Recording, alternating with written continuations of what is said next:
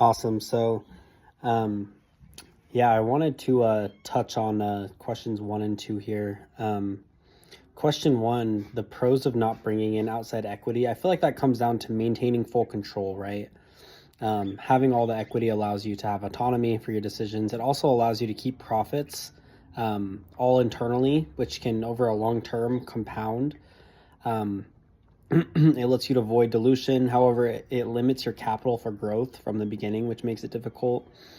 And I think that the second one, why B2B margins fit Factory 6 better, I feel like that comes down to lower profit margin but higher volume on recurring orders.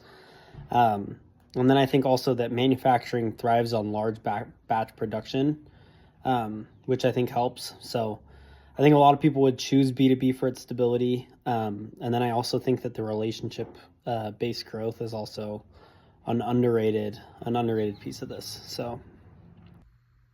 Okay, so since Factory 6 is already doing quality checks every 15 minutes, they could also add some automation like sensors or cameras that catch the mistakes instantly, and then also train the employees to notice and resolve those problems before they get worse. And then they could also add some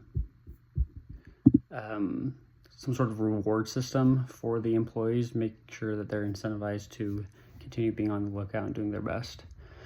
And then instead of seeing the quality issues as a weakness, they could turn it into a strength by showing the customers how strict their quality standards are.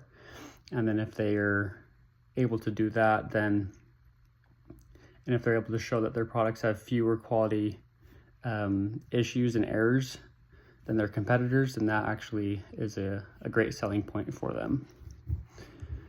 And then for the political issues like tariffs and immigration changes, it definitely does make things harder. But I would still be excited to pursue Factory 6 and buying it because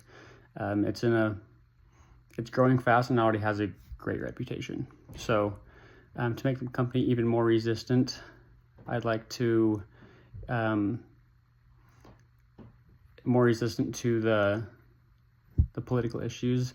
I think getting multiple suppliers in different countries and making sure that the materials or some of the materials are produced in-house rather than having to depend on outside manufacturers.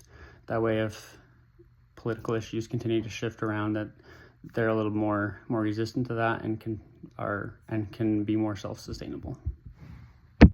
Factory 6 stood out by turning manufacturing into a strategic partnership through research and development, innovation, and brand collaboration. Instead of just producing, they help clients design marketable, trend-aligned products. This decommoditized their service and built lasting value. I leveraged this by expanding consulting and innovation services, applying the same model in other industries by combining expertise in customization to rise above price-based competition. I would also follow Kerry's choice to buy out the owners and halt the sale since Factory 6 growth potential is far greater than a quick payout. Selling risks losing its unique client-focused edge. With loyal customers and rising demand, the SBA alone gives Kerry control to scale strategically.